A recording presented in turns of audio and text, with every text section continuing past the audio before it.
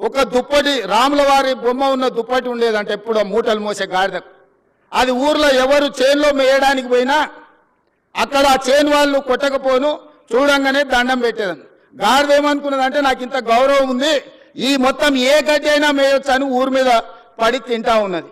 ఓ రోజు ముళ్ళ చెట్ల నుంచి పోతుంటే ఆ పైన వేసిన బొంత మీద ఉన్న రాముడి బొమ్మ ఉన్న బొంత ఆ చెట్టుకు తగిలి అది బయటికి పోయింది. గాడిద చేనులకు పోయి మెయ్యంగానే దుడ్డు కర్ర తీసుకొని కొడితే నడ్డి ఇరిగింది.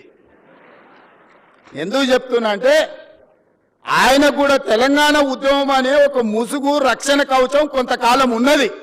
ఆ తెలంగాణ ఉద్యమం కోసం మీరు అందరు చేతులెత్తి దండం పెట్టారు. అది వారి గొప్పతనం అని వారు అనుకుంటున్నారు. అది తెలంగాణ ఉద్యమం యొక్క గొప్పతనం, విద్యార్థిని నిరుద్యోగ యువకుల యొక్క త్యాగం. ఇవాళ ముసుగు తొలగింది కాబట్టి ముఖం చెల్లక ఆయన ఎక్కడున్నాడో ఇక ఈ పిల్లలు రోడ్ల మీద పడి నోటుకొచ్చింది మాట్లాడుతున్నారు.